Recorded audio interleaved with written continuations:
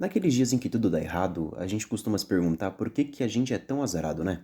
Antes de mais nada, vale ressaltar que, como a gente já disse no último vídeo, reclamar não adianta de nada. Mas vamos tentar entender o que significa esse azar e de onde vêm as coisas ruins que acontecem com você.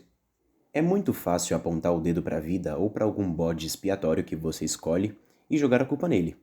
E isso é resultado de uma linha de raciocínio muito comum chamada apelo à ignorância. A nossa cabeça gosta muito de dar significado ao mundo em que a gente vive. O problema é que ela não se importa muito com a qualidade desse significado, e isso faz com que a gente se meta em falácias, como essa que eu acabei de citar. Nós vamos trabalhar com o caso específico do apelo à ignorância, o Deus das lacunas. Mas calma aí que a gente não vai se estressar com religião hoje, porque a gente já tem 2 vídeos aqui falando sobre esse tema, então se você se incomodar com alguma coisa que a gente falar aqui, passa lá antes para não ficar magoado com a gente, beleza? Mas voltando para cá, esse argumento busca preencher a falta de conhecimento com alguma explicação que o usuário quer. Por exemplo, bater o dedinho na cama é causado por um tipo de karma, mal olhado, bruxaria, voodoo ou sei lá o que, só porque você não consegue encontrar um motivo para isso, se é que esse motivo existe. Eu tô falando sobre isso porque é um pensamento muito comum e, na verdade, acaba sendo prejudicial, já que você encontrou uma explicação sem fundamento pro seu azar, aceita ela, fica reclamando e acaba não resolvendo porcaria nenhuma. Além de não parar para pensar no que realmente está acontecendo e que pode ser culpa sua também, porque um dia ruim você fica estressado, acaba agindo por impulso e sai fazendo um monte de besteira. Para continuar com essa conversa, é muito importante que a gente estude um pouquinho de física, mas eu prometo que vai fazer sentido. Então, o que é entropia? Se você já estudou termodinâmica e quebrou a cabeça para entender a sua segunda lei, muito provavelmente você já ouviu falar sobre a entropia. Apesar de muitos entenderem esse conceito como nível de desordem, ela não foi definida para entender o porquê do seu quarto não se arrumar sozinho.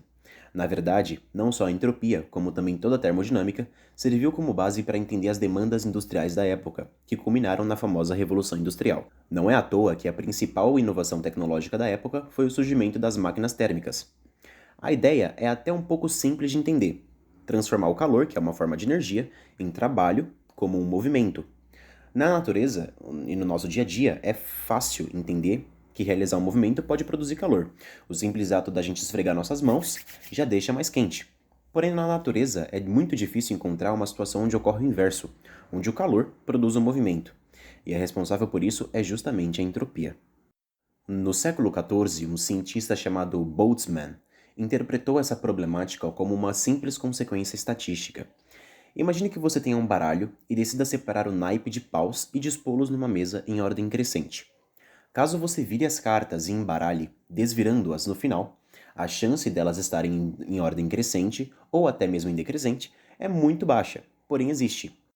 Agora, se a gente juntar essas cartas com as de outros naipes, não só essa chance cai para quase zero, como também a chance de outras cartas de paus estarem juntas também é baixíssima, e na prática é quase impossível. O exemplo que eu citei do quarto se refere a um exemplo comum no meio acadêmico. Imagina que você decida arrumar seu quarto um dia. Eu sei que é difícil, mas tenta imaginar. E observe ele durante os próximos dias. Independentemente do que você fizer, de duas uma. Ou ele se mantém do jeito que está, ou fica mais bagunçado, que é bem mais provável. A menos que haja uma interferência externa, vulgo a sua mãe. Ele não chegará em um estado mais organizado se não for isso. As leis da física não impedem, no entanto, que em algum momento haja uma diminuição na entropia de um sistema. A nossa existência, na verdade, é uma constante luta contra a entropia. Afinal, todos nós partimos de um pequeno conjunto de células que hoje se tornaram cerca de trilhões de células extremamente organizadas e dispostas a garantir o funcionamento do nosso corpo. Ou seja, a nossa entropia não está aumentando. E isso acontece porque, para sobreviver, a gente extrai e utiliza a energia do ambiente à nossa volta, através dos alimentos, por exemplo, aumentando a desordem do sistema geral. Assim, quando houver uma queda na entropia de um sistema, no balanço geral, haverá um aumento nela em um nível maior. Eu sei, eu sei. Você entrou no vídeo achando que seria um vídeo filosófico motivacional e agora está parecendo uma aula do ensino médio. Mas agora é a hora que as peças se encaixam.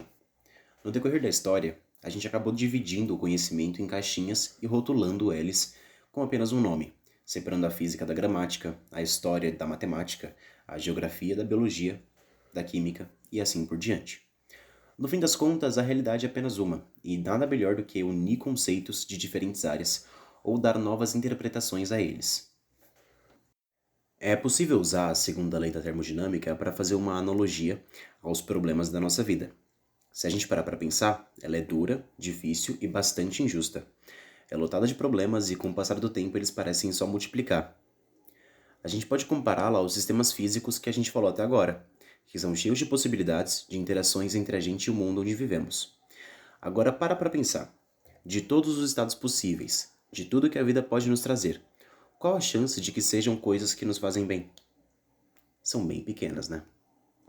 Pois é, são coisas muito específicas que nos fazem felizes. E esperar que tudo dê certo no meio de tantas variáveis é tanta confiança na sorte quanto a de um cara que joga na loteria e acha que vai ganhar. Por isso a gente pode dizer que a tendência é que a vida nos traga problemas e dificuldades, já que isso é mais fácil de acontecer por uma simples questão de probabilidade. Mas a metáfora da entropia não acaba aí. Da mesma forma que com o seu quarto, naquele exemplo que a gente deu anteriormente, você vai precisar gastar energia para realizar trabalho e manter o sistema organizado. Ou melhor, você vai precisar se esforçar para lidar com esses problemas e buscar a sua felicidade. E só você pode fazer isso.